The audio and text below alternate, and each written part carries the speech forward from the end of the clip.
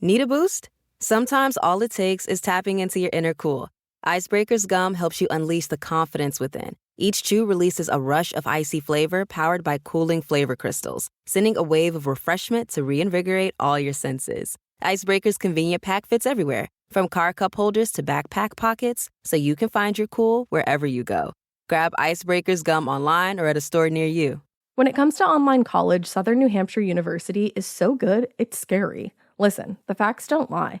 SNHU has degree programs that fit your goals, online classes that fit your life, and real support at every step. And if that wasn't enough, they've got some of the lowest online tuition rates in the U.S. This is an airtight case, you guys. Visit snhu.edu/morbid to get started. That's snhu.edu/morbid. Every good detective needs a partner to support them on important cases.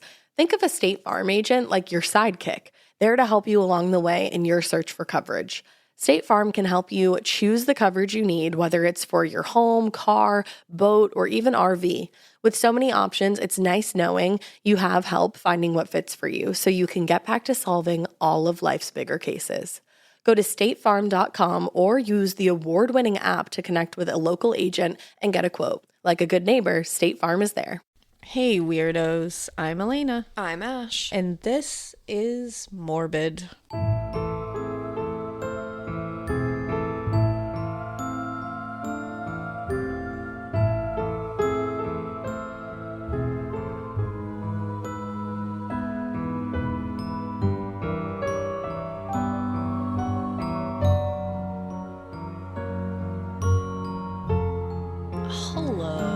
Hello. Lots of stuff going on, guys. Yeah, it's been like I feel like everybody's having a shitty week or like a shitty few days. I don't know what's going on. Yeah, I don't really know either. I think something Mercury is in the Gatorade. I think we're entering like Sagittarius season. Is that bad? I don't know. It feels bad. I don't know. I'm not even gonna pretend like I know. Yeah, don't. Sag is my rising sign, so like I think I'm excited about it, but I thought it would be good for me. Maybe it is. Maybe it will be good for you. Maybe we just had to get through like a dark period. But I feel like I've seen like everybody's kind of feeling this way, or like a lot of people. Yeah. And and there's like some just shit going on in the world. Like I'm sure everybody has read about what happened this weekend. So in Waukesha, Wisconsin, a red SUV drove into a holiday celebration. Like, what the fuck is wrong with a people? Holiday parade. So at least 5 people as of now were killed. Multiple were injured. Reports are saying more than 40 people were injured. So sad. Several of these were children, and by just the way. going to a holiday parade. Like, children how many at holiday a fucking holiday parade. Like, I'm so like, what? No, it's come on, what everybody. Is happening? Like everything, people just suck right now. Yeah. Like it really does. Like I keep seeing like, I'm seeing a lot of like on social media people being like other creators and stuff. I keep seeing people being like, why are people so mean all of a sudden? Like what's going on? And then we've stumbled upon some like really nasty things that I was like, cool, wish I didn't see that. Yeah. So I'm like, what's going on? Can everybody just like let everybody else just be happy? Here's the thing, guys.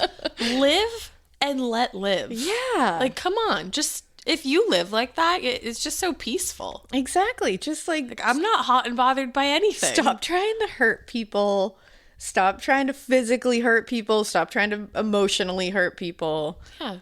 Like, it's just not cool. No, so really I just don't understand it. But this whole thing is, I can't imagine the kind of evil son of a bitch you have to be to get into a red SUV and drive it through a holiday celebration where children are marching in a parade. Luckily, this person is in custody. We don't have any information about them, but like, throw the actual book at them. Like, well, and I saw too that they the police believe that they were coming from another incident. Yeah, and I didn't get to read anything about that, but it wouldn't surprise me if you're willing to do it once. But I guess like a marching band was hit. A marching band in the parade. The grannies. Oh yeah, I'm getting to the grannies. There was little girls marching in Santa hats with like pom-poms. They were hit. Yeah. Apparently, according to the Associated Press, like Ash was saying, a group of older women called the Milwaukee Dancing Grannies was hit. What could be more pure? Like they had to, and apparently the Milwaukee Dancing Grannies are like beloved. Of course they are. I love them. I love them, and I don't even know them. Me too. And what are you doing? And they had to cancel this parade last year. It's an annual parade. And it's something like the 58th or something. It's like Oh, wow. It's been around forever. They had to cancel last year because of COVID, and they had themed this year's parade Comfort and Joy. Oh my God. And then this motherfucker decides to just like take everybody's comfort and joy away. Let anyone just like exist happily. Just Everybody's let someone so exist. angry. I know everyone's angry with the pandemic and shit. Like, I know everybody was stuck inside. People lost their jobs. Like, it been sucks. shitty. Like, no one's, feeling great. But I feel like But these you're are not the times helping. where like Yeah. you should band together and like take Yeah. care of your like fellow hume. It just feels like there's a lot of like, I keep seeing like, people like tweeting on Twitter. I see As people one like does. tweeting like, why, like I've seen other creators be like, wow, I stumbled upon some really mean comments and like that was a bummer. And I'm like, Yeah. do you feel good? Did that make you feel good that you just like ruined someone's day? Because if it did, you need to go like seek help. Because, Well, and if you're putting all of that into the universe, it all comes back. yeah, it's like just put good shit into the universe. I'm telling you, if you just like boost other people up that deserve to be boosted, and if you don't like someone, walk on by, man. Just don't Like, look did at their we shit. all Don't, not like, learn if you don't have anything nice to say, Yeah. don't say anything? Is that not the cardinal rule of like being a child? Like, let's all Exactly. take that into our adulthood. I think it's just like I'm glad I'm teaching my girls to be kind. Yeah. And just drilling that into their heads, like, always be kind. And if you don't like someone, that's fine. Don't hang out with them, but don't be mean. Right. And if you see someone sitting by themselves, at least ask them if they want to hang out. Maybe they want to be alone. And But you got to ask. I'm going to share this because it's a parenting win and Alaina wouldn't share it for herself. But the teacher pulled Alaina this aside the other day and told her that her two oldest girls, if they see somebody who's not getting played with, they go and play with them. And like, I gotta that's tell a win. you. That's a win right there. That really was. Like, you John were and like, I cool, high-fived, my job like, here is done. We were like, all right. Because all you can do is try. Like, any parent listening to this or somebody who is like raising a child, a guardian to a child, like, all you can do is try to teach them what you can just try. And you just hope that it's sinking in. You throw them out into the world and you're like, I hope you're treating people nicely. I nice. hope you're listening to what I said. And like, we read a lot of books about it, which I think is very helpful. And I should share some of the books that we've read because a lot of people have asked, and we have a ton of really good books with like that teach like kindness. I and like all that. love bedtime stories. Yeah, because it's fun, and I think it's an easier way, especially at their age. They're 5.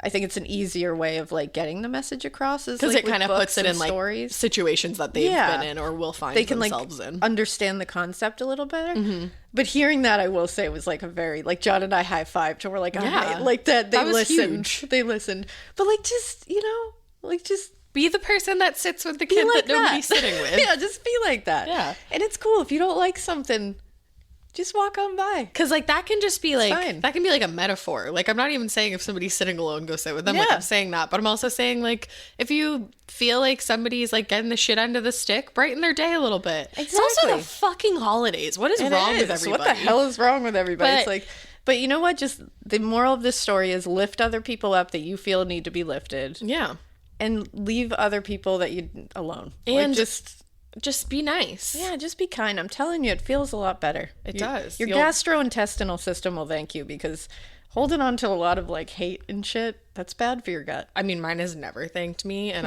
I tend to think that I'm like a kind You are. person, but man, can But I it heal makes my it gut? much worse. You gotta like, is that a probiotic you have over there for that? Sure, a probiotic of kindness.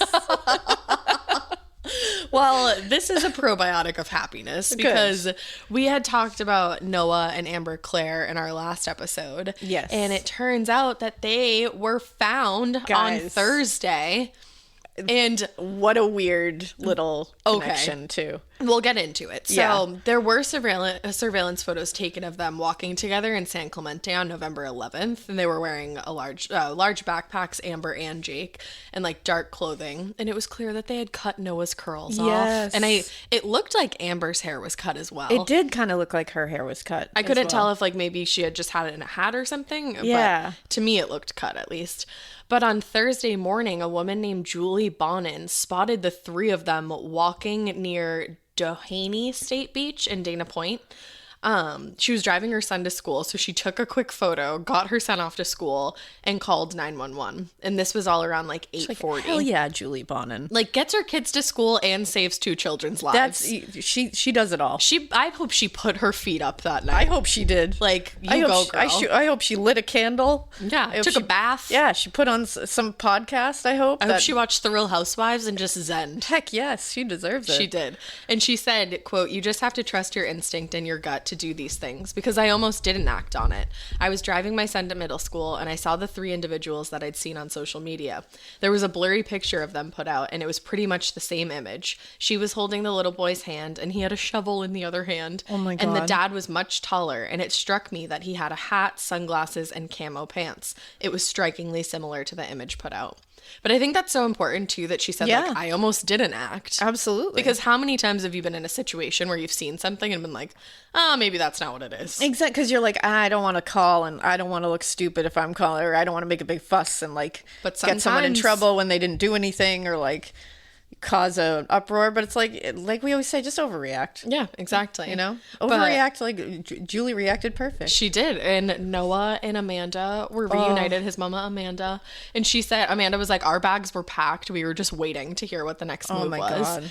God. And they were reunited. She posted, quote, "Words cannot describe the feeling of him jumping into my arms and not wanting to let go. I swear we sat and cried on the floor holding each other for 10 minutes. Noah, mommy loves you more than you will ever know. It's me and you forever, baby." Or excuse me, "It's you and me, baby, forever and ever." And there's a video of him running to her. Oh, it like literally, like my voice is about to crack because I feel like I have this giant lump in my throat. I cried watching it, and my whole body was just like, whoom. did the whoom. Because when we were talking about that on the episode the other day, in my head I was like, all I want for Amanda is to hug, see her Noah baby again. That's all I want.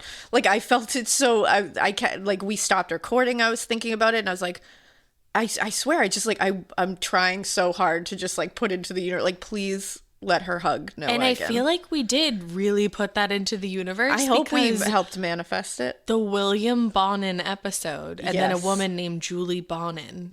Saw them, like, and tons of people were telling, like, tagging us, and that being like, whoa, and like, what'd you guys do? That is weird. And hey, there's been a couple of weird things. I'm telling you, put stuff into the universe. Like, sometimes it can manifest. It's you know, a powerful bitch. It was at least weird. That was definitely a weird coincidence. It was. And a very happy coincidence that it turned out that way. Yeah, seriously. And I'm just so happy for Amber's family, for Noah's family. Like, I'm so happy. Seriously. And Jake Claire is in custody. So hell yeah, he is.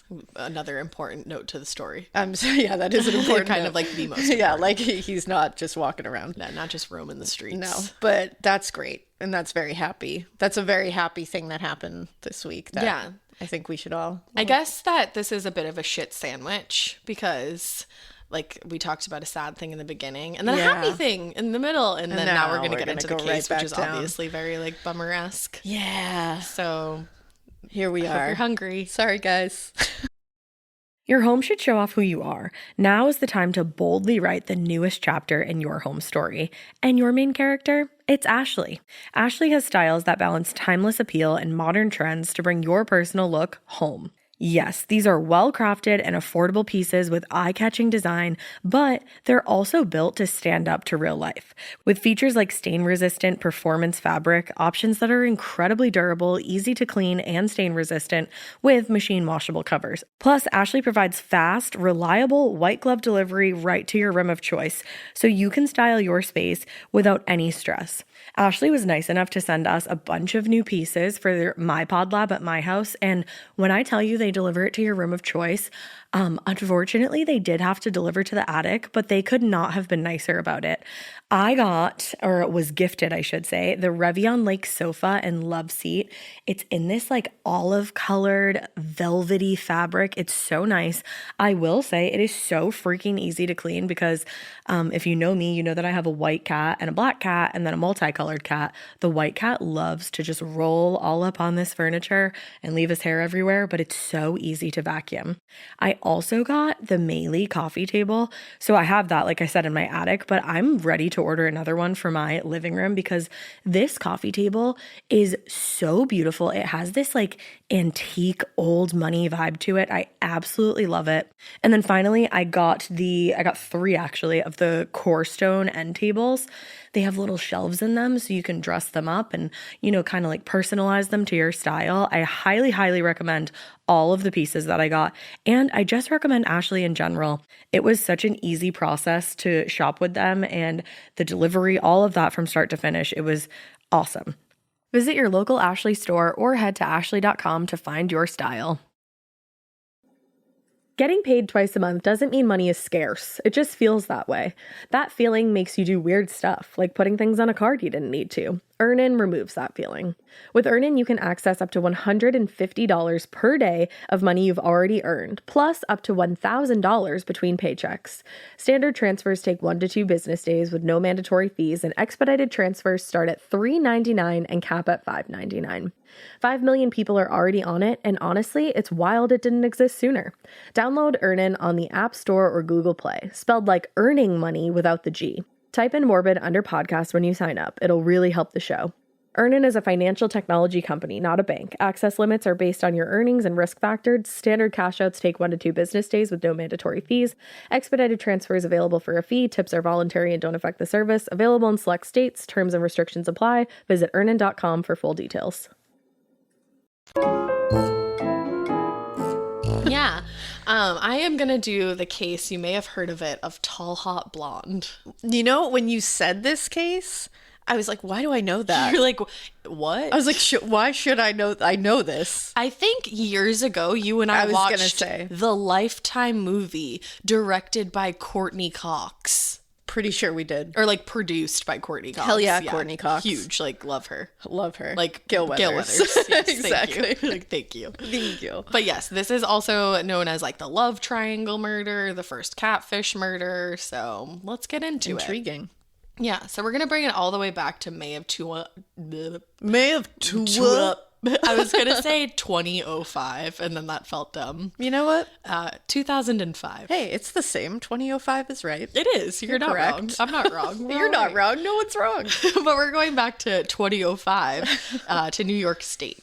46-year-old Thomas Montgomery is doing what everybody in 2005 was doing. He's hanging out in chat rooms on the internet. I was just going to say, heck yes, he was. Yeah, specifically on the site Pogo. I don't know if like everybody was on that. Pogo. You could play like different games on there. He liked to play poker and blackjack, but you could play, it was like an online arcade kind of. Oh, I feel like when you said it, I was like, why is that ringing some kind of bell? If you look at it, I think maybe you might have played a game or two on there before. Or I might have just like known what it was, because that does sound very familiar. Yeah, it looked familiar to me. But yeah, you could play all kinds of games on there, and you could chat with people from like all over the world while doing so. Oh, and it's still there.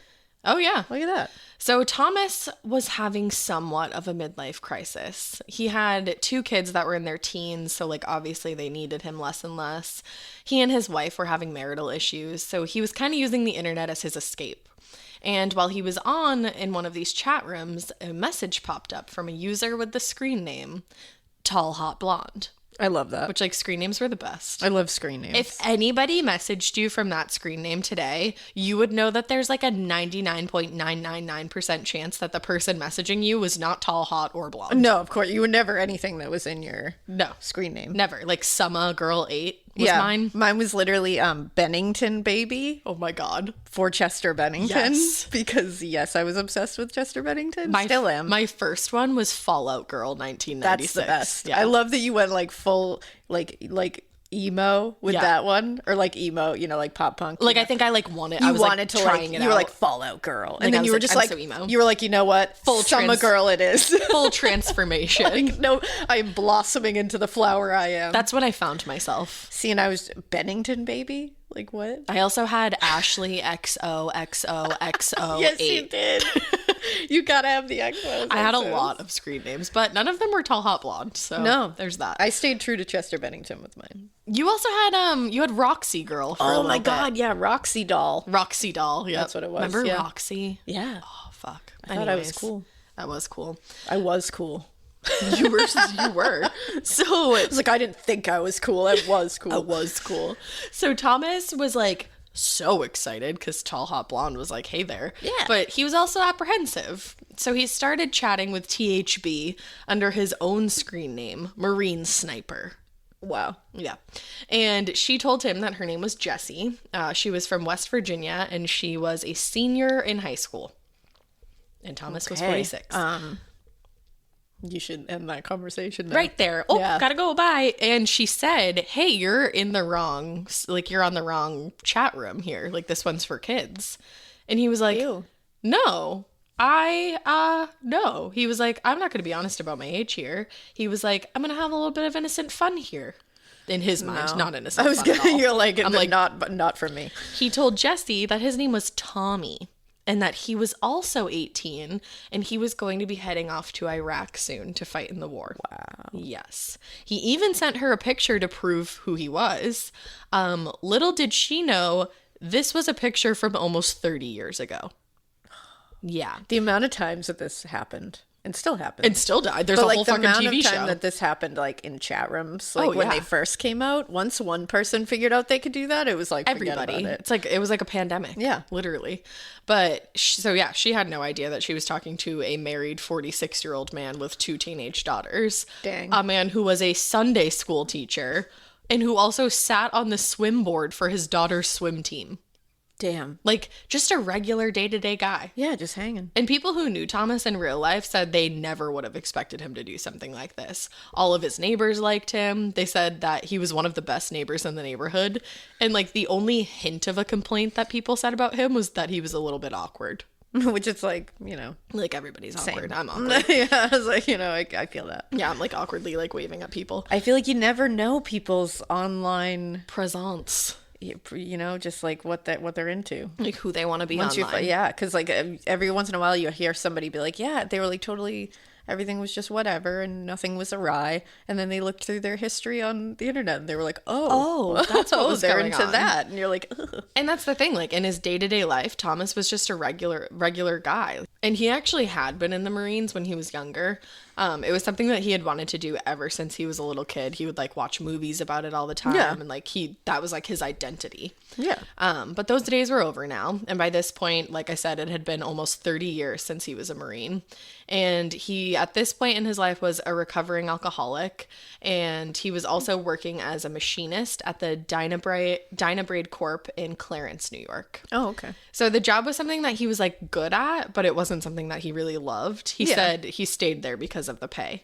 Which And that's so many I think that's people's stories, you know, like that's, we've all done that. everybody says that. And the thing about Thomas was that his daughters meant everything to him. Like they were the reason why he got sober in the first place and why he stayed at the job that he was at. He was like, I could have done something else, but I was making good money and I needed to provide for them. my family. Well, that's good. Yeah.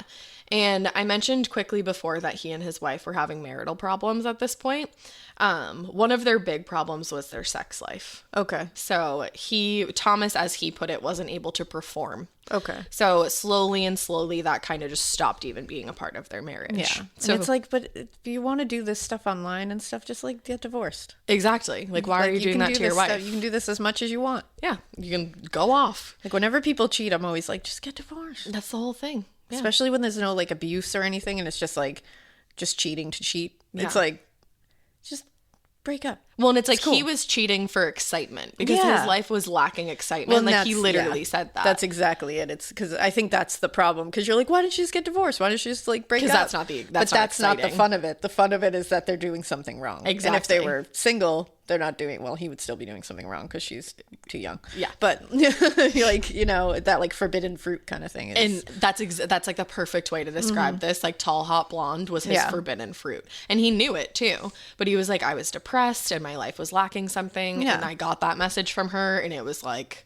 Yeah. a shit storm. it's like, dude, you're going to hurt people. Yeah. So they started sending photos back and forth and things just got flirtier and flirtier as the conversations went on. Even like the first pictures that Jessie sent of herself were in a bathing suit. Damn. Yeah. So she said she was a softball player, so she also sent pictures over like that. She played basketball, so she was sending like all these pictures, and very much like she was the same in every one. So like It was definitely her. It was definitely her. Or it was at least the same girl. Yes. In all the photos. Exactly. So the pictures started to get spicier as time went on. Like there was more revealing ones and, you know, it was all kinds of crazy. And Thomas had his own photos to send. He was sending his old military photos like continuously because he was keeping up this facade that like he was war-bound. Yeah, he's 18. He's in the military. He's 18 and he's headed to Iraq. So he would tell Jessie all about these crazy things he was going through because he was telling her he was at like boot camp. And then he was saying like he was getting ready to go on secret missions. He had like hinted at these like dark missions that he had been on that he couldn't tell her about.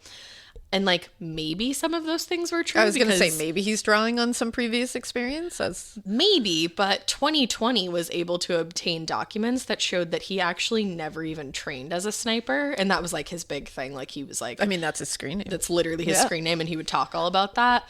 And they also said that he had never even seen action during the time that he served. I was going to say, I was like, maybe this is it. But in my head, I'm like, to me, when that's the case, I feel like it's usually the other way, that none of that happened. I feel like when you've actually been through that stuff, you don't like, really as willing to spin the narrative as hard as he is. He was adding a little bit of spice. Add a little bit of spice. That's what he was doing. He said that he was 6 feet tall. He said he was totally built, and you know, he like really wasn't. One of the things he like, you know, was not. That was not really what he was. Jessie was like, "Do you have big shoulders? Like, I love big shoulders." And he was like, "My shoulders are fucking huge. I'm a house." Like if you say to like a dude, "Do you have big shoulders?" I love big shoulders. Of course, he's do you gonna really be like, think "Yeah, he's my gonna shoulders be like, are huge." You know what? That's the one small thing about me. Yeah, my exactly. Shoulders. Like what? He also introduced Jessie to like other people in his life, sort of, because he pretended to be his father. Like he was pretending to be Tommy's father at one point. Wow. It's crazy. And because he told Jessie that he was in boot camp and he was like training. So Jessie would talk to his father and ask the father to relay messages to Tommy. But the whole time she was really just talking to Thomas Montgomery. Wow. Now, the real Tom was getting nervous about the online affair. Like Thomas Montgomery was getting nervous. So that's when he introduced this other persona of Tommy's dad to see if he could break things off. So he told Jessie, he was like, "You need to stop talking to my son." But then Tommy would get a chance to log on and Jessie would win him right back over. So he would be like, "I'm going to try and get away from this. Like, I'm going to pretend to be my dad and be like, stay away from my son." But then he would go back online as Tommy and Jessie would say something and he'd be like, "Oh, like, I have to continue this. Like, I'm in love." So he was he was spinning his own like romance novel here. Literally. Like he was literally creating drama. Yes. Like, scripting correct. It. Wow. It was wild. And so by that point, he and Jessie were like sending gifts back and forth. Like they had each other's addresses. Oh, wow. They were talking on the phone while Tommy was off duty. They were having phone sex and they were having virtual sex through the chat rooms that they were in. You know, just leave that to your imagination. Yeah, you can figure that one out. Yeah. And they had also even dropped the L word. So they were in deep. Lerv.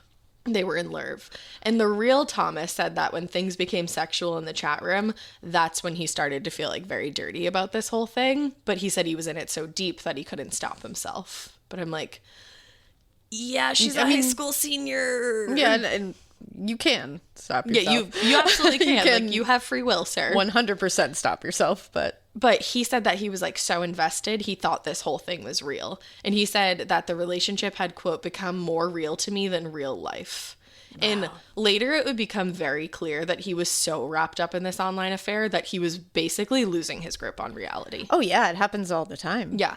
And this is wild, this next part, because on January 2nd of that year, he wrote himself a note and said, quote, "On January 2nd, 2006, Thomas Montgomery, 46 years old, ceases to exist and is replaced by an 18-year-old battle-scarred Marine. He has money in the bank, $2.5 million. He's handsome, like a redheaded Harrison Ford." Then he went in to talk about his penis, and I'm not going to read about that. And he said like how he'd be able to like really perform this time. Wow. Yeah. And then he said, quote, "He is moving to West Virginia to be with the love of his life."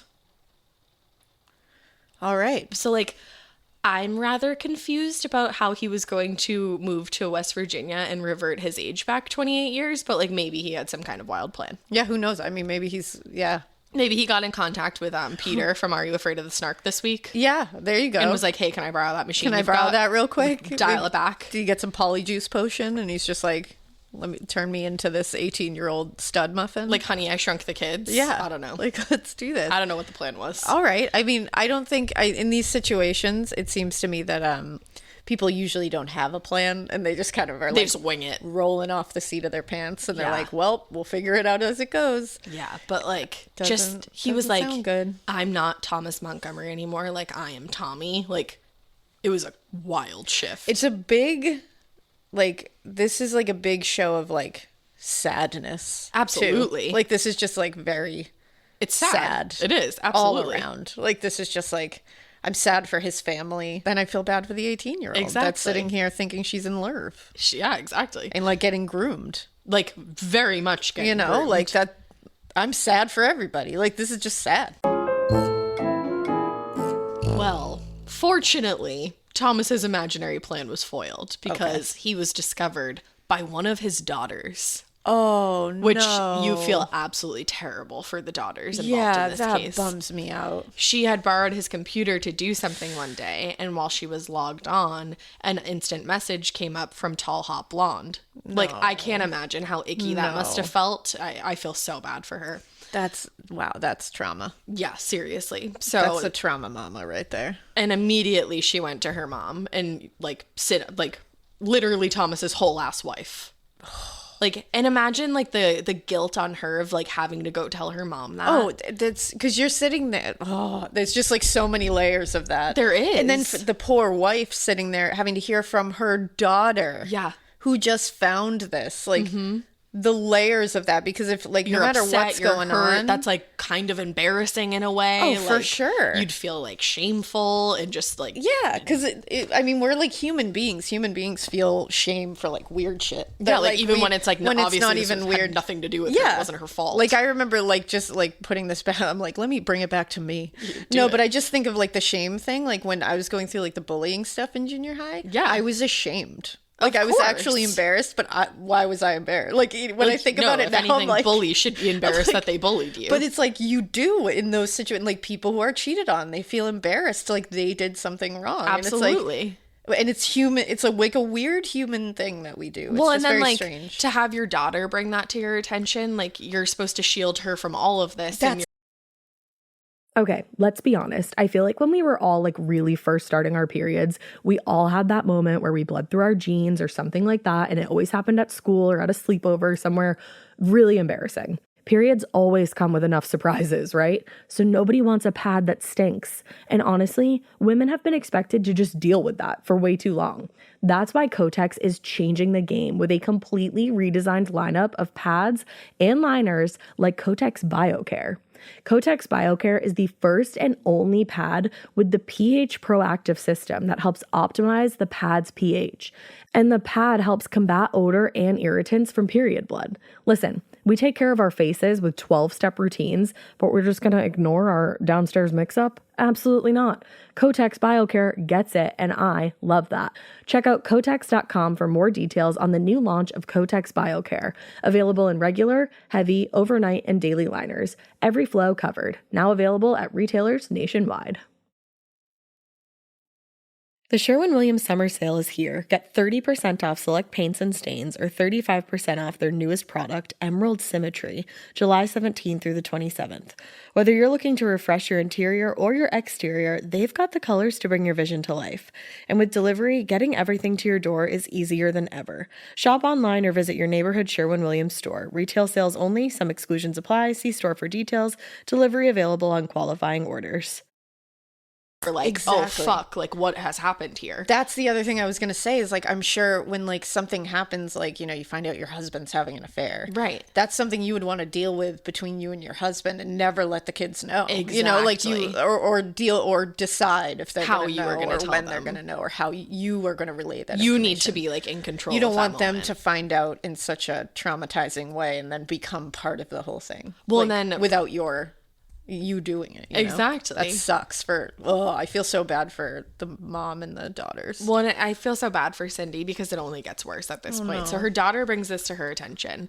And then obviously she starts digging because she's like, what the fuck is going on in my house right here? Once you get that little nugget, you want to find everything out. Oh, yeah. Trust me. And she already like could kind of tell that something was going on with the computer. Like she'd be like, hey, get off the computer. And he'd be like, oh, like I'm just like finishing this game. Or she'd be like, who are you talking to? And he'd be like, oh, just some buddies. But like, you always know. It was in the back of her mind. Of course. So she starts going through everything. She finds love letters. She finds physical gifts that included lingerie, specifically a pair of red underwear that had been sent to her fucking house. She had seen like various chats between Thomas and Jesse. She saw a chain that was engraved. Like Jesse had sent Thomas a chain that said Tommy and Jesse forever. Oh my God. She found all of the provocative photos at that point. And then she realized, oh my God, he's sending like, so at this point she just thinks like, oh great, he's cheating on me. Then she finds out that he's pretending to be an 18-year-old. Because she's going through these messages and slowly it's becoming more clear. And then she sees the pictures that he's sending and saying like, these are photos from right now. And she knows like, no, they're not, I'm dude. living with you. Yeah. Like so fucked. Oh my God. And it's like, were the daughters how old? Do you know? I don't know their ages, but it said they were teenagers. Teenagers, okay. Yeah. That's what I thought. But now it's not even a case of like, great, my husband's cheating on me and I have to deal with that. And not only that, but he's cheating on me with a child, with a teenager. Yeah, like maybe somebody the same age as our daughters. Literally. And then on top of that, it's not like, okay, we just are going to get divorced and work through this to get away from each other. You have children you are now bound for. I can't imagine having children with someone and then finding out they cheat on you, because that brings a whole other element into it. Yeah. That now you're bound for life to that person. Mm-hmm. You are never going to escape that person. And it's like, that must be, I can't imagine that feeling. You must just feel so tricked. If anybody listening has gone through that, I am so sorry. My heart is literally exploding in my chest for you, because I just thought about that and I'm like, you must just feel duped. Like you're like, imagine it. I stood in front of this man and we took vows together. That we would never do this to each other. Boyfriend to cheat on you or something like that. Like even that sucks really fucking bad. But like, you're whole ass married and have whole ass children, and you've been married at this point like over 20 years. And just knowing you're never gonna escape that person. No, and how do you ever look at them the same? Like when your boyfriend cheats on you, you can like bye, see you later. I never have to see you again or hear about you again. Like as long as you don't have kids together. Yeah, but if you don't, like your boyfriend who you don't have any children with, but it's like, once you have kids, you know. Yeah. Which is why I think a lot of people choose to stick around and try to work through it, because they're like, it's better than going through this. The kids. And what if there's custody things and like all that shit? Oh, I just like feel this family. I feel so bad. I know, it's horrible. I just want to wrap you up and hug you. Well, and she's realizing that her husband is delusional. Like he's living in a delusional fantasy world. Yeah, that's a scary thing to find out. And he had been chatting with this girl for months at this point. And then Cindy's like looking through all the timestamps of these messages, and she was able to see that a lot of the time spent talking to Jesse, it would be like the whole night. Like he would stay awake the whole night until like 5 or 6 in the morning. While she's just sleeping. While she's sleeping. And then he would leave for work at 7. So he would stay up all night talking to this girl and then go to work. Like he was addicted. Yeah. Like addicted to this relationship. Wow. So she did collapse for fucking Cindy because she pulled a bad bitch move here. Ooh. She wrote a letter to Jesse to tell her who the fuck Thomas really was. Oh, Cindy. So obviously she has her address because they've been sending things back and forth. So she enclosed a picture of like a family picture of her, Thomas, and their daughters. Oh my God. I can post the family picture, but the daughters are blurred out. Good. They don't need to be brought into this. And she said, she goes, quote, Jesse, enclosed you will find a picture of my family. Let me introduce you to these people. The man in the center is Tom, my husband. There is no Tommy. He's taking advantage of you. You need to be much more cautious with your safety. You will only be hurt by a man who has mastered the art of manipulation and lies. Do not trust words on a computer. Cindy. Snaps for Cindy, too, for not being like, you bitch. You know what I mean? Like, for being like, You're being lied to. He is grooming you. He's taking advantage is in the wrong of you. here, not you. You are a teenager. And like, be careful. And to be like, you need to be smart about your safety. Like Cindy. Like, what a good ass person. What the fuck? If more people were like Cindy, the world would be a better place. Seriously. Like, and like, she's not blaming this girl at all. She's like, exactly. You need to be careful. Like, I'm worried about you too. She's literally saying like, you've been groomed and duped by this man who is my husband, who I'm horrified by. Yeah. Wow, Cindy. Bad like, bitch. hell yeah. Bad bitch. I'm obsessed. That was like really impressive. It was. Usually it's very easy. Of course, we all like want to get mad at the other woman immediately. Mm-hmm. Good for her. But I mean, she must have just put her mom pants on really quick and was like, "This could be one of my children." And also, it's like, this isn't the other woman. This is a child. This is a teenager. And my husband is like disgusting and deranged. Exactly. It's like, he's the disgusting monster. This is a teenager that's being groomed. It's like, so I'm gonna tell her you need to be safer. Exactly. Wow. Yeah. Damn. Cindy. I'm obsessed. Fuck yeah, Cindy. Then Jessie gets this letter in the mail and she's like, "Are you fucking kidding me? I feel so bad. I can't imagine how she felt." Wow. She immediately. She has no idea. No, she had. And imagine getting that photo in the mail.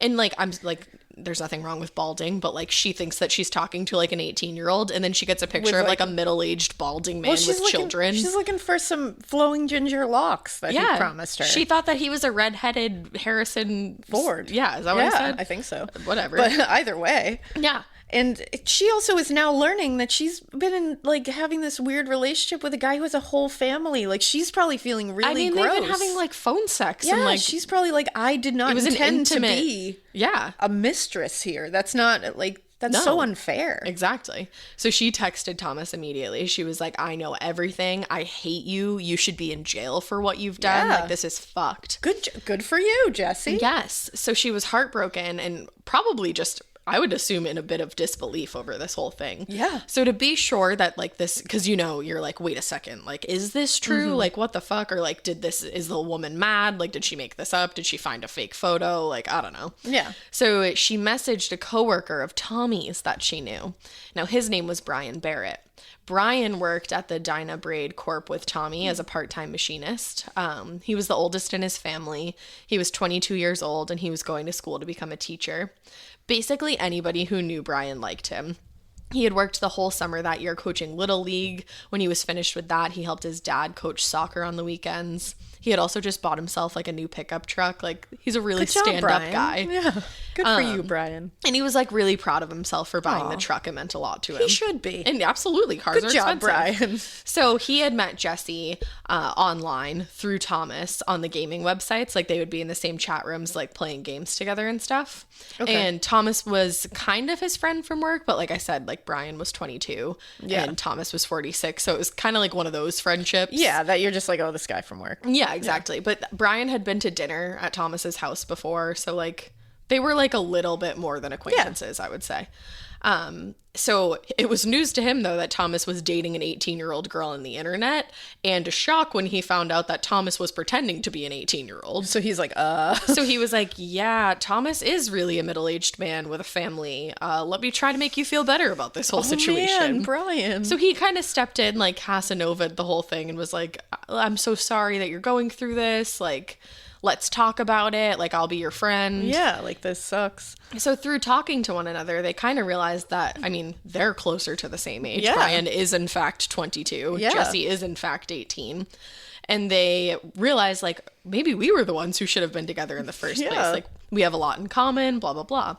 So soon enough, their messages turned flirty. And Jessie was messaging Thomas that she had moved on to somebody bigger and better than him. I also am like, Jessie, though, like, you should take Cindy's advice. Like, and you don't need to trust be a words on a computer. computer. Yeah, yes. like, please. Like, you're I'm adorable. worried for Find you. somebody in West Virginia. I'm very worried for you. IRL. Yeah.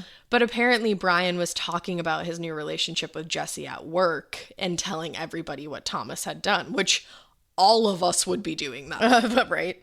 I'd be like, this guy over here. Yeah, I'd be like, be careful of this guy. Yeah, exactly. So Thomas was obviously catching wind of this, and he was pissed and getting like a lot of shit at work. And then the shitstorm didn't stop when he was at home because he was able to see that Brian and Jesse were like going into other chat rooms and telling everybody on Pogo what had happened and being like, this guy's a fucking super This creep. is so 2005. And they were basically being like, he's a pedophile. Yeah. Which like technically he's not because she was 18, but like he's really But fucking it's still gross. really gross. Like he's a and super very creep. inappropriate. And, like totally wrong. Yeah. But because of all the drama and the fact that Thomas had lied about who he really was online, his account got suspended.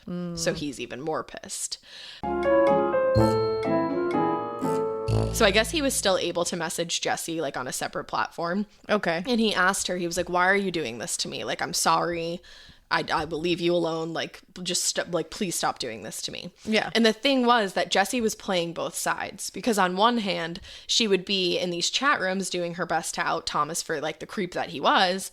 But then on the other hand, she was still messaging him that she missed him and wanted to be with him. Now, for example, this exchange, TallHotBlond messages Marine Sniper and says, I ache to be with Tommy. Do you miss it, Tom? And he says, more than you will ever know. My heart aches to hear you call me your Tommy. I wish I could be that 19-year-old Marine for you. Which like, bleh. Wow. And she says, I know, Tom. And this is just like, I hate it's everything so about this. fucked. I hate everything about it. There was also another exchange where the two of them kind of like tried to put the whole thing behind them and move on as friends. Jesse told Thomas that Tommy should live on in his heart because he would always be a part of her heart. Okay. Yeah.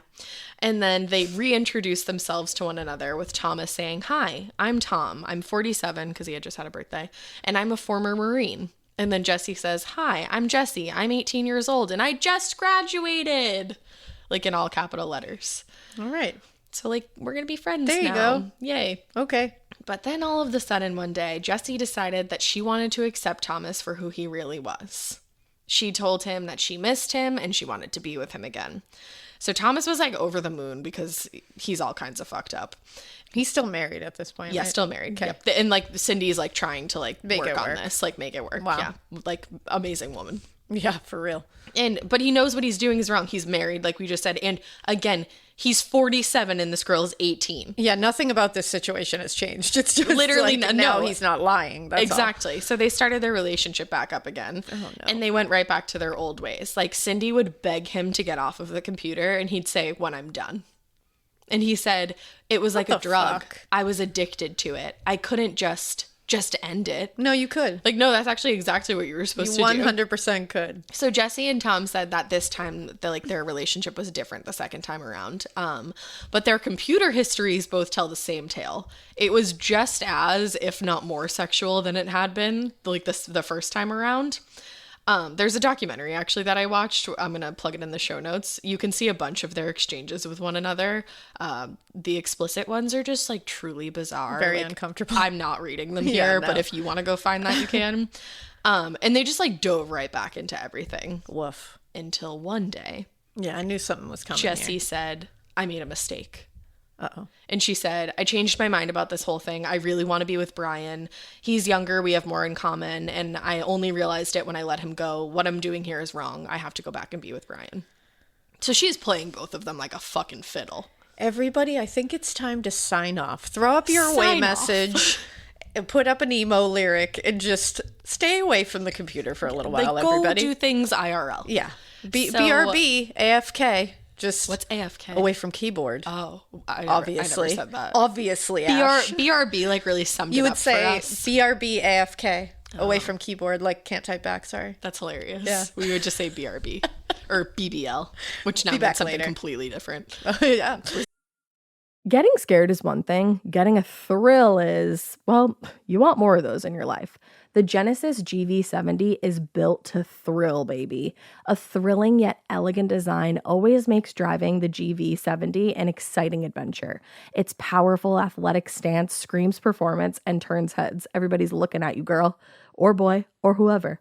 Command the road and experience a class-leading standard 300 horsepower. Oh my God. Plus, discover the different dynamic drive modes for all different terrains. Choose between the different terrain modes for whatever road conditions you may encounter. The Genesis GV70's award-winning technology and performance lets you drive with comfort and drive with confidence all at the same time. It's an exciting SUV with intuitive tech that can make your ride smooth even when the road isn't. And its blind spot cameras allow you to see what's next to you. It's like having eyes on the side of your head. That's pretty iconic. Its performance, by the way, is measured not only in power, but in how it makes you feel confident, sexy. The Genesis GV70. Learn more at genesis.com and feel the GV70. But BRBAFK was like when you Burbath. Yeah, Burbath. So yeah, Jesse broke things off for the second time, and Thomas was not sad. He was pissed, enraged. Yeah. And most of his anger was directed at the person he saw at work every day, Brian Barrett. So Brian was talking with his friends at work one day about how he and Jesse were making plans to meet up soon, IRL. Oh no. So Thomas kept listening in on Brian's work conversations, like trying to hear all the details. So he was under the impression that Brian only wanted to meet Jesse so that he could have sex with her. Mm-hmm. And that was something that made him angrier because in her early conversations with Tommy, Jesse had said that she was a virgin. So they were making a very big deal about the fact that Tommy was the one who wanted to take her virginity, which is just a really whole weird thing in and of itself. Yeah. Yeah. I have all kinds of thoughts on that. Yeah. But now Thomas, the way that he was looking at it is like, I've been talking to this girl, I'm in love with her, and then Brian steps in and he ruins everything, and he's going to take her virginity. Like, he's pissed. Virginity, so, Jesus Christ. It's such a weird concept to me. Like, we're all just pure until we get fooked. It's stupid. No one's taken anything. Man. Yeah, like I'm still the same person I was. But anyways, he would get home from work and he would sign in and start harassing Jesse. He would call her, I hate saying this word, a whore. He would say all kinds of terrible things to her. Trigger warning for this. He said that the only time he ever wanted to see her again was if she was being gang raped. And he used a terrible word about the people who he wanted to gang rape her. He used a slur, didn't he? A slur, yes. Remember, yeah, because if you watch the documentary, just be warned that there are a couple of times where he types that slur and it's not like blocked out or anything. So just know that going into it. Because I did not expect it, and it was very jarring. Because that was one thing that Ash mentioned to me, I think, as like a trigger warning. She was like, by the way. I was like, just so you know. Like, it really upset me. Yeah, it was, I don't want to see that. Like, wow. Because you're like reading the messages, and then you're like, oh God, no, stop. It's just like, And then there was this exchange. Marine Sniper says, talking about Brian, I hate him with a passion, and for 10 cents, I would eliminate him. Eliminate him. For a dime? For a dime. And TallHotBlond says, that's a little drastic, isn't it? Marine Sniper, payback is a motherfucker, Jesse. I am the ultimate weapon. I am a Marine. And she goes, God. Yeah, it's a lot. Like, stop, She goes, what are you going to do? And he goes, let's just say your piece of shit boyfriend came within a pussy hair of dying. Ew. Which, like, fucking disgusting. You're disgusting. He's so gross. What the fuck? And Jesse says, are you serious? And he says, yes. And she says, when? And he goes, the day after you two assholes told me you were fucking with me. Because, like, they would, like, message him and be like, yeah, you're stupid. And she was like, oh. And he said, had I pulled a little harder, he would be gone. Brian will pay in blood. All right, Thomas. Yeah. So whatever, like, settle down, tiny little iota of grip that he was holding on to of say, reality was dwindling with every conversation that he had with Jesse. It's like Elsa with a balloon. She let it go. Yeah, for real. He just let it go. There it goes. But Jesse was concerned for Brian, and she was like, you need to be careful at work. And she specifically told him that she wanted him to make sure that Thomas stayed away from his truck. Like, that was one thing that she had made, like, a big deal about saying. Okay. And Brian was like, yeah, I'm worried too. Like, do you think that I should tell, like, a boss at work that this is going on, or, like, anybody?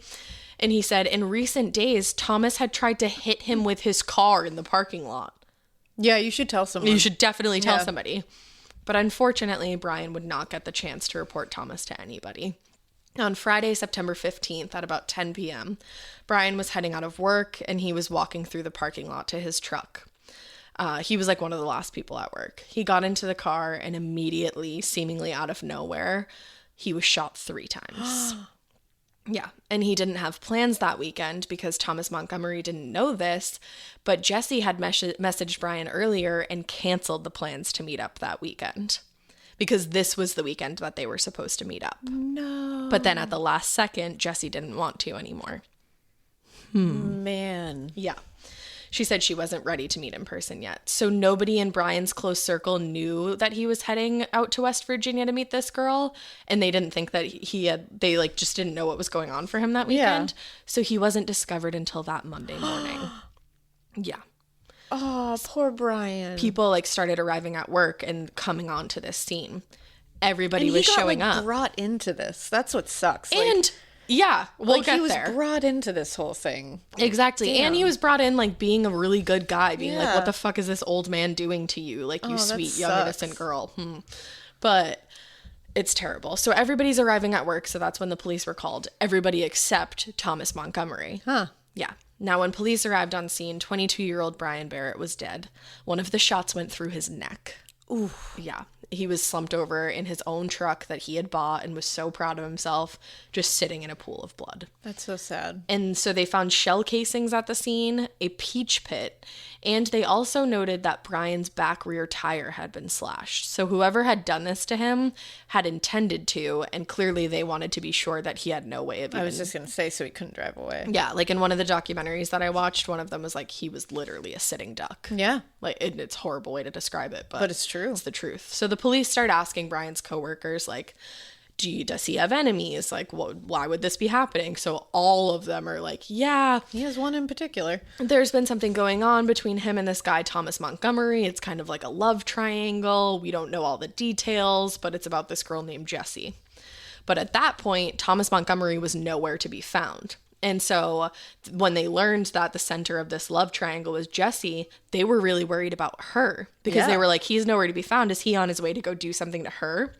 So the search for her actually started out in a pretty unconventional way. They were trying to locate like who she was and get a last name, and they were able to do so via MySpace. MySpace. Yeah, like one of the people who worked at like the front in the police station was like a younger person, and they were on MySpace trying to like figure it out, and that's how they found her. Wow. Yeah. This is the most 2005. I love it. Truly. It was one of the first times that they had ever found somebody in that manner. That's great. So then they were able to get an address and they made their way out to West Virginia. Wow. Crazy. Found out via MySpace. That's the thing. Like, that's really wild. It is. So when they got to Jessie's home, an older woman answered the door. And she said that her name was Mary Sheeler and that her daughter was Jessie. So the police start explaining this whole situation that her daughter is involved in. And they're like, a young man has just been killed and like, we're really concerned for your daughter. Do you have any way of getting into contact with her? And Mary said, no, I don't. And they were your like, daughter? You don't have a way of contacting your daughter? Like, we're really worried for her safety.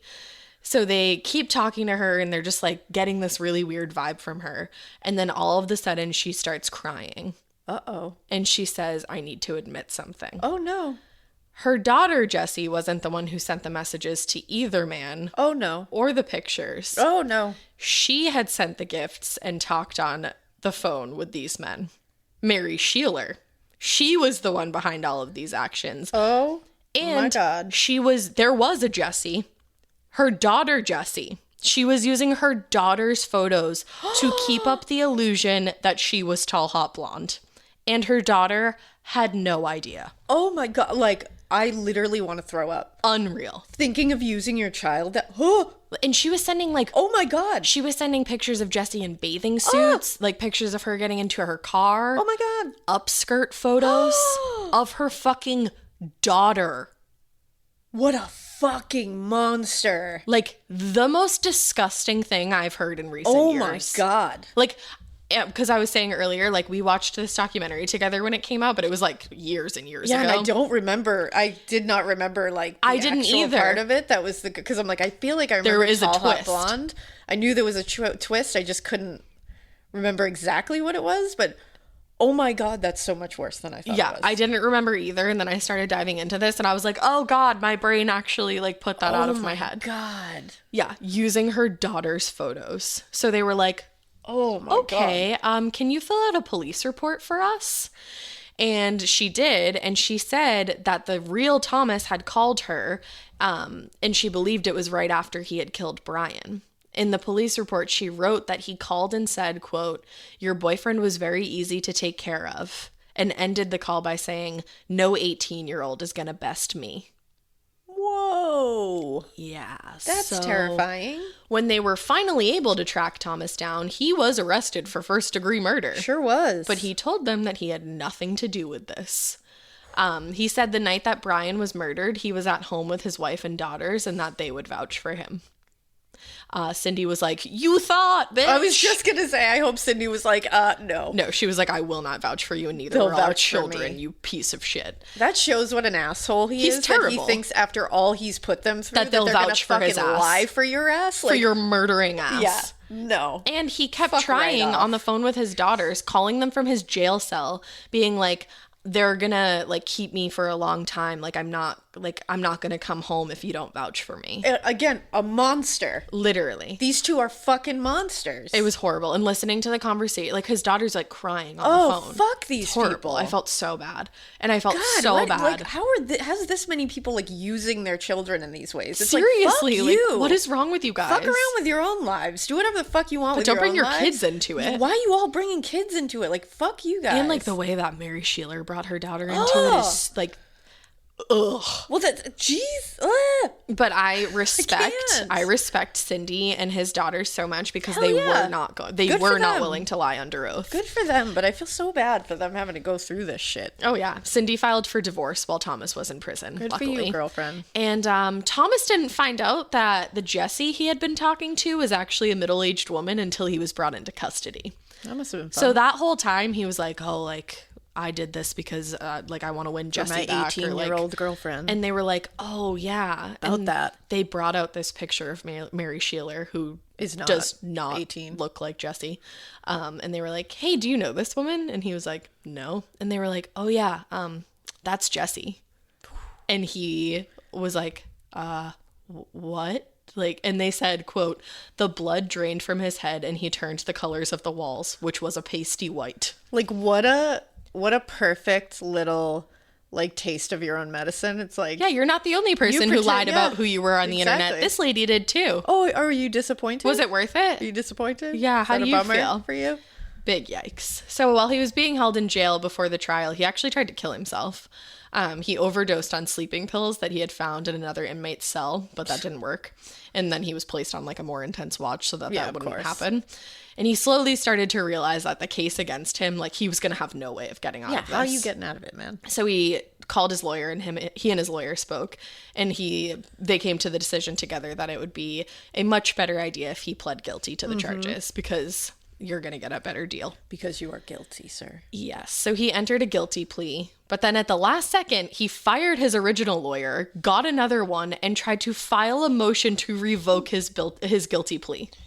Guy, you don't know when to quit. The motion was denied. Yeah, I was gonna say. The judge was like, "You thought." That's a no. He was like, "I thought," like he said, he was like, "I entered the guilty plea when I wanted to, so why can't I get out of it if I want to?" And it's like, you don't understand this, do you? Do you not know how things work? And also, not only did the prosecution have like tens of thousands of instant messages between Thomas and Jessie, including the ones where he threatened to hurt Brian. Yeah. And he had also threatened to hurt Jessie and her mother in these God. messages. But they also found his DNA on that peach pit at the site. There was a peach pit left at the site where Brian was killed. Stop it. And Thomas Montgomery's DNA was Stop found it. on the peach pit. Oh my God, it's like Parks and Rec. Oh my God, it The peach is. pit. Yes. Holy shit. But that's not it, guys. That's not it. Because during the interviews with Thomas and Brian's coworkers, one of them said that Thomas had said if he was ever going to commit a murder, which like weird conversation. Yeah. He would use an M1A1 gun, which is like an old military rifle. Okay. So during the investigation into Thomas, they took a gun cabinet away from his home and they took it into their custody. And the gun that Brian was shot with was never found. But the FBI was able to do their thing. And in looking at old family photos, they realized the same gun cabinet that they had in their custody was in a picture, like an old family photo. And when they zoomed in, that gun was inside of it. So they were able to prove that he did have that gun at one point in time, most likely used it for the murder and ditched it. Holy shit. Yes, exactly. That's some real FBI shit. That is some real FBI shit. And it was an old military rifle, 30 calibers to be exact, matched the shell casings found on scene. Damn. Wipe your hands off. That's your fucking case, buddy. That's some FBI shit. Oh, hell yeah. So when it came time for his plea, Thomas explained to the judge that yes, he did shoot Brian. He said he shot Brian 3 times with a 30 caliber rifle, we know, as he was getting into his truck. And the judge said, "Did you mean to kill Brian?" And he said, "No." But then his lawyer elbowed him, and then he said, "Yes." Yeah. I love that his lawyer is like, oh, come on. You're literally entering a guilty You can't plea. say no. How do you not understand this? Come on, you shot him 3 times in the neck. And you didn't mean to? You cool. idiot. Okay. Oh, poor Brian. I know. So Brian's father, his family, I feel so horrible. That's their oldest son. Ugh. His father read a victim. And he did nothing wrong. He was the only one telling the fucking truth in this situation. The victim impact statement that his father read said, quote, "My wife and I don't understand how this could happen to our family. Ugh. We don't understand how such evil could exist in the world. To gun down a boy over simple jealousy does not make sense." No. And then when it came time to Thomas's sentence, they said, quote, "We were hoping for more, but to be honest with you, we were prepared to take the 20 if we had to, the 20 years, which obviously we did. We were glad to see that the judge didn't prolong this any longer and give Montgomery more rights than my son ever got." Oh. So Thomas was sentenced to 20 years in prison. He's appealed his case, saying that he was pressured into pleading guilty by his lawyer, but his appeals have been denied. No. So fuck right off. And the prosecutors hoped that they would be able to charge Mary Sheeler with something in this because she's a disgusting piece of shit for what she did. And she's a key part of this whole case. Absolutely. Brian would still be alive if she hadn't done what she did. Absolutely. But technically by law, she didn't do anything illegal. Yeah, catfishing is not unfortunately.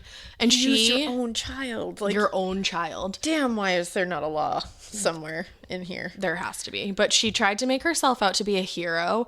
And she said the reason why she talked to Thomas Montgomery for so long was because she didn't want him to go out in real life and talk to other teenagers. No. I think we all know that that's a load of BS, Mary. Not only did you use your daughter's photos without her permission, she also once used a camera to get a shot up her daughter's skirt, and authorities were able to find that she had sent the picture to multiple men asking, quote, "Guys, do you like it?" No, she's literally disgusting. A disgusting monster. And the thing is, it's like, I can't believe what she did to her daughter. And had it been 1 year earlier, she could have gone to prison for child pornography. Yeah. Against her own child. Wow. Yeah. And Jessie, the real Jessie, had no idea about what her mom was doing. And she didn't find out until her friends started hearing about this case and brought it to her attention. So she ran into her father one night and she was like, "Do you know about this? What?" And at that point, he didn't even know. So he found out with her. Oh my God, these poor families. It's so horrible. And he said he was surprised, but it was also a running joke in Mary's family that she could get out of anything she wanted to if she just cried her way out of it. He was like, she's literally been a liar her whole life. Wow. And it was just she had never lied about anything this big. So he filed for divorce, and the real Jessie cut off all contact with her mother. Good. Mary has never apologized to her daughter. That's wild. Now, the only time that Mary has ever spoken about everything that happened was when she told BBC, "It was stupid. It should have never happened. I just never thought it would go anywhere. That it would end far off, and that would be the end of it." No. First of all, it didn't happen. This it didn't just happen. I wish it didn't happen. No, you did it. You created the situation. Don't be passive about it. Don't say it happened to you. You chose to victimize your own child for some weird, sick thing that you were trying to do. Right. Don't pretend it happened to you. And you were an active part of it. And to say it was stupid, it never should have happened. The murder of a 22-year-old boy who had his whole life ahead of him. You want to be that passive and say it? I'm sure his family thinks that it happened. Yeah, it just happened, and it shouldn't have ever gone that far. No, that's somebody's child. That's people's friends. That's people's that's somebody's loved one. Fuck you. She also wants to write a book about the dangers of the internet. Like, No. honey, you're the dangers of the internet. Dear publishers in the world, Nah. don't do it. I don't think no they one would. No one would, but I'm telling you, don't do it. But Brian's parents have a petition in the hopes that some kind of law could be made so that Yeah. anyone who did what Mary Shaler did could be held criminally responsible. Yeah. Unfortunately, as of this date, no such law has been made, but they're trying. Which is wild. And the first deputy district attorney, John J. DeFranks, I just want to finish this with a quote that he made because it just really drives this whole case home. He said, quote, "The uniqueness of this case is that everybody appeared to be misleading everybody else, and the whole situation which resulted in a violent death was unnecessary. Ironically, the only person telling the truth here was the victim." Because I was going to say, Brian was not misleading anyone. He was the only person who was doing, like, and he was doing, like, a nice thing. Like, he was trying to be, like, console this girl. And it's like this, and these innocent people, like Brian's this innocent person that was brought into it unwillingly and just tried to be a good guy. Yeah. And like, Jess. Getting scared is one thing. Getting a thrill is, well, you want more of those in your life. The Genesis GV70 is built to thrill, baby. A thrilling yet elegant design always makes driving the GV70 an exciting adventure. Its powerful athletic stance screams performance and turns heads. Everybody's looking at you, girl, or boy, or whoever. Command the road and experience a class-leading standard 300 horsepower. Oh my God. Plus, discover the different dynamic drive modes for all different terrains. Choose between the different terrain modes for whatever road conditions you may encounter. The Genesis GV70's award-winning technology and performance lets you drive with comfort and drive with confidence all at the same time. It's an exciting SUV with intuitive tech that can make your ride smooth even when the road isn't. And its blind spot cameras allow you to see what's next to you. It's like having eyes on the side of your head. That's pretty iconic. Its performance, by the way, is measured not only in power, but in how it makes you feel confident, sexy. The Genesis GV70. Learn more at genesis.com and feel the GV70. The real Jessie. Yeah, the real Jessie. She was unwillingly put into this. Absolutely. Like, she's a victim in this. Like, I was searching the case while you were talking just to, like, see the pictures of people. They're and all her over the picture place. Comes up, and it's like, no. I'm not like, going to be take her- posting yeah. any pictures of Like, Jessie to our Her Instagram picture page. shouldn't be part, like, it's, and I understand, I know that it's like, It's part of the case. it's part of the case, but it's not, that's not fair. She didn't No, ask she to didn't be put a those part of pictures this. out there. Her mother And did. it's like her mother literally victimized her. Like, that's fucked. It's so fucked. And actually, Mary's son, at the end of the documentary that I watched, which again, I'll link in the show notes, he said that his mom, like, as of that point, had been spending more time on the computer and he was, like, growing concerned.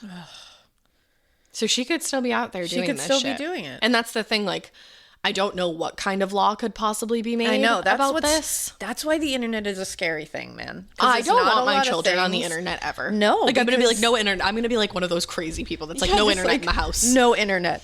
And they're it's gonna be like, Mom, you're whole, Totally like, like, you are the internet. you are the like internet. you're always on the internet, Mom. But it's like there's no policing it.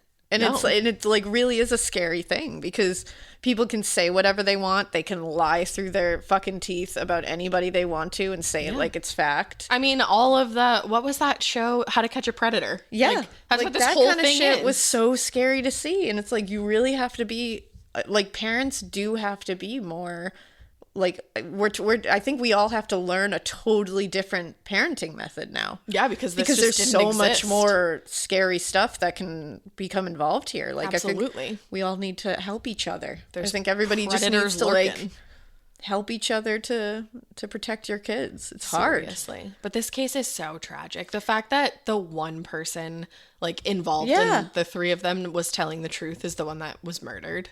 So needlessly. Not that there's ever a need for murder, but it's like And like he got 20 years just- for yeah, taking a to me, 22-year-old's that's life. His not parents enough. literally said that not like, enough. Like they literally said the sentencing was an insult, It is. which it absolutely 20 is. years, that's not even the amount of time that Brian was alive on this earth. Right. Are you, And like really? Are we Like- what about when he gets out of prison and he tries to like what if he logs on those sites again Exactly. and pretends to be an 18-year-old and does this to somebody else? No, that's like really damn. It's And scary. this was 2005. Mm-hmm. And it's like Catfish the movie came out in 2010. I know because And I it's a looked that up very for this. similar I know. scenario Because where that mom was using her daughter's photos. was using and it wasn't even her well, she was using her like younger daughter as like a pawn, but she was using some stranger's photos. Oh yeah, it was this like and girl who was like an artist and like a musician or something. Yeah, and saying it was her daughter. Yeah, that whole thing was crazy because honestly, Catfish to me, I remember watching that movie scary when it came out. It's so scary. When we lived in the apartment and like with a bunch of our friends, and we all sat down to watch it, and we were at the end of it. I remember we were all just like, "What the fuck did I just watch?" Well, because we were like, also toward the end shit. of it, you're like, "Are they gonna get murdered?" Oh, I thought they were literally gonna get murdered, and honestly, it was as scary. Like, it was the way that whole thing ended. The whole entire thing. And this gave me so many of those vibes, but it was like before it, which is even scarier. And it was like worse. Yeah, because somebody died. Like this ended in death. Yeah. The internet is a scary place. This is a cautionary tale, my dudes. Very big cautionary tale. Like, remember, you don't know who's on the other side of that screen. Yeah. You don't know. It may feel like you know, but you don't know. I'm going to, when my kids, like, if I do allow them to have the internet, I'm going to sit down and play them this episode. Yeah, for real. Be like, just so you know. Just so you're aware. Yeah. Just want to put that out there. Be careful. We're going to sit down and watch Catfish. Yeah, we are. Because that'll show you. Oh, so yeah, guys. Man, that was a crazy tale, and I feel so hard for all these families involved. I feel so horrible for Brian's parents and his brothers. Like, yeah, I want Brian's family and I feel to so get bad for Thomas's daughters and Cindy. I hope Cindy and her daughters are thriving. Yeah, I hope they are just like I hope you are killing it. Seriously. Because you already were. And I hope Jesse's killing it. The real Jesse. I hope Jesse's killing it. Yeah. Get it, girl. I hope, live your life. You're doing great. Live your best life. Man. All of you, live your best life. Yeah. And we hope that you keep listening. We hope you keep it weird. But I'm so weird that you log onto an online chat room and you're like, oh my God, I think I'll pretend to be my daughter today. That won't be weird or terrible in any way at all. Yeah, that sounds like a good plan. And then this happens. Like, don't be that weird. Don't.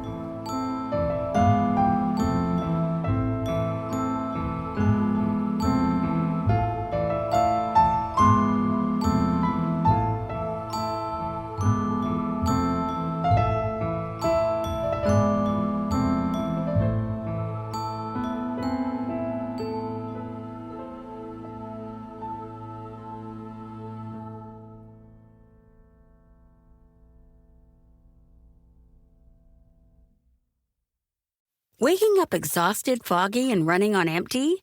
For me, one of the missing pieces was magnesium support. That's why I added Magnesium Breakthrough Bye Optimizers to my nightly routine. It's a powerful all-in-one magnesium complex with 7 forms of magnesium designed to support relaxation, sleep, stress response, and recovery. If you're ready to feel more rested and have a great summer, go to buyoptimizers.com/hags and use code HAGS for 15% off any order. I like things my way, my coffee, my schedule, and my treatment. So I talked to my doctor about self-injecting with the Vyvgart Hytrulo pre-filled syringe, which contains efgartigimod alpha and hyaluronidase QVFC. It's injected under your skin, subcutaneously. It means I can inject in my space, on my time. It's my treatment, my way. Visit VyvgartMyWay.com. That's VYVGART myway.com. And talk to your doctor about Vyvgart Hytrulo. Brought to you by argenx.